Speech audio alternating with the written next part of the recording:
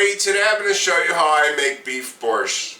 I've got some fresh beets here, okay, that I'll weigh in a minute. I had the kitchen scale out because I bought a whole bunch of this steak and I'm going to freeze some for another recipe. You need 1 pound or so, a little less, a little more, it doesn't really matter, of either blade or cross rib. I got some blade steak today, either one works just as well, and it's sometimes a question of semantics because I've heard them used interchangeably. I am going to keep this out to weigh the beets after. You can use canned, but it just doesn't sort of come out the same, you know. So the first thing I'm going to do is get the beef cooking before I start chopping, because it works out really good in the Instant Pot. If you don't have one of these, you can simmer it on the stove with the spices until the meat is tender, and that's fine too.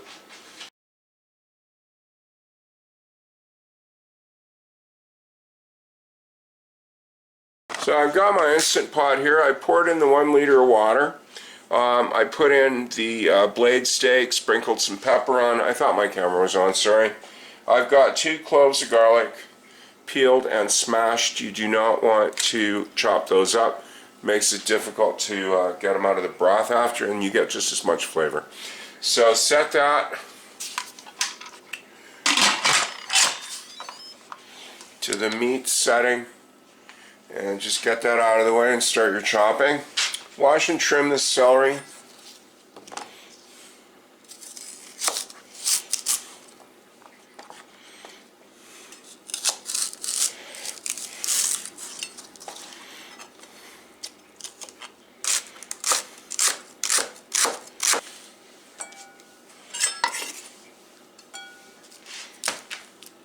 Dice the onion.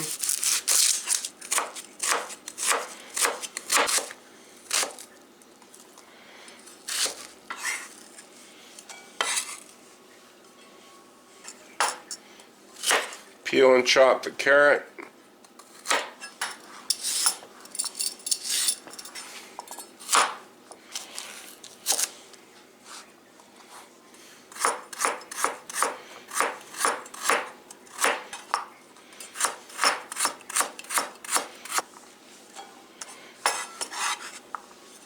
Once all the chopping's done, just set that aside. I am not going to saute the mirepoix until I'm ready to make the soup, but I do want to get the beets going. I know it looks foreboding, doesn't it? But they're not so bad. I am going to put gloves on in a bit, but for now, for the trim, you can do that without gloves. And sometimes you can buy the beets just kind of like this, which is why I want to keep the scale out so I can let you know. So it's either 2 bunch of kind of small to medium beets or 1 bunch of large beets.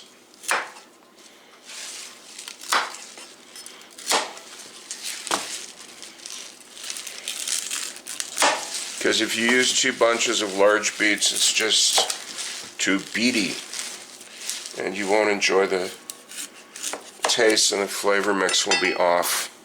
By all means, compost these, but until you're ready to do so, I find it just so much easier to keep all the trimmings in a plastic bag and then dump it into the compost after. It makes far less of a mess. We have got 616 grams, so it's about a pound and a quarter. You could go 1.5 pounds, it's fine. I got my metal bowl here. Now, this is very important. This is stainless steel. Either use glass, plastic, or stainless steel. Do not use aluminum for this. I just give these a quick rinse out of habit. Not strictly necessary because you're peeling them, right?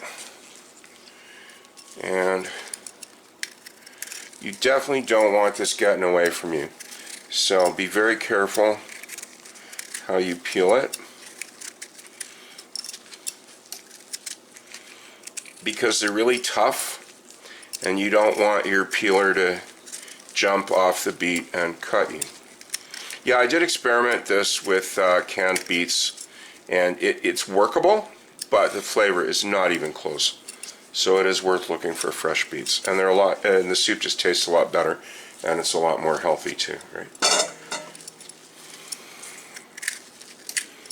because while you're bored with the peeling, I should tell you that beets are a very good source of boron, and what that does is it helps strengthen the bones, which is always a good thing. So I've got all the peelings and the recycling catcher, or whatever you want to call it. Now the real fun starts. And don't worry about the cutting board. You think it's messy now, just wait. And if you've got friends that are out at the horror movie, you might want to warn them before they come home, okay? Because you're going to just be covered in this stuff with juice everywhere. So that's all grated. It's not as bad as I thought. What's important is you don't let the beets scoot out of your fingers and shoot across the room on your lovely white painted walls. Keep a good grip on it. Okay, so that's looking lovely. I'm just going to let that sit till the meat is cooked.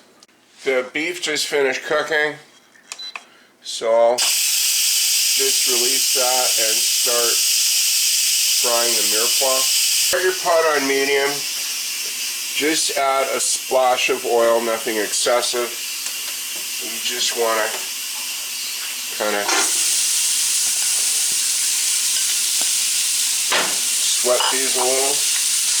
You can put a little bit of salt to make the water come out quicker if you want. I just don't put in too much. Just move this over to get a good shot. You're not really seeing much here. You want to dig out the meat.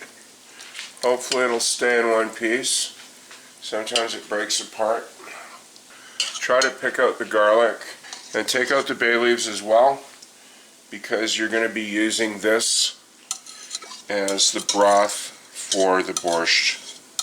Next, get a fork. You know, the connective tissue on here doesn't taste great, but the nice part about it, having been in so long, is you actually can literally just pick off the, I don't think nasty bits is the technical term, but you know what I mean. The part you don't want in the soup. Now the stuff you do want in the soup, just kind of hold it down and separate it with the fork and the knife. You don't have to get too complicated about this. You just kind of work at it and it should start to sort of shred like that. And you can also chop it up more if you want. Well, I picked that apart. That's all the stuff that's going out. This is the good meat. Now I should say, you know, in my research for this recipe, I have seen some, I don't know, for lack of a better term, purist versions where they tell you to discard the meat solids. I personally don't see the sense of throwing out a perfectly good pound of beef, and that's why I like putting it in the soup. So that's sweated long enough. I'll just put the beef in and the beets.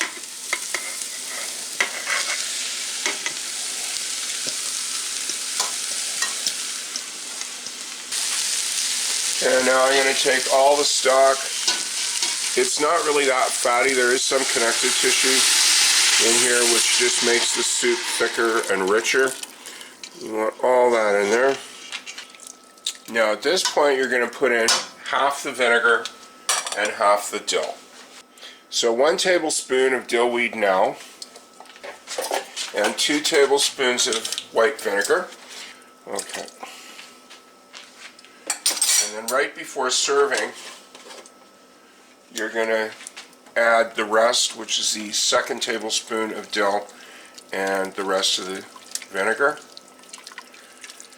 And what I'm going to do is just cover this and let this simmer on low for 20 minutes to half an hour, because you want the beets to cook in the broth, and because you don't want them tough. And I like this really thick. If you want, you can add more liquid, but you just don't want it too watery, you know? You want a nice thick soup for this, but you also want the beets cooked. So I let this simmer for quite a while. I said earlier it's like minimum 20 minutes. The longer you let it go, the better it gets, actually, because the beets get really cooked and it's got this wonderful aroma. the flavor develops over time. Actually, this is odd. This is one of these recipes that actually tastes better when you heat it up the next day, which is good. So if you want to do like a big batch of this, that's great. So it's ready to serve in a minute. So I'll just put the rest of the dill in. You don't have to put quite this much if you don't want, but it works out really well.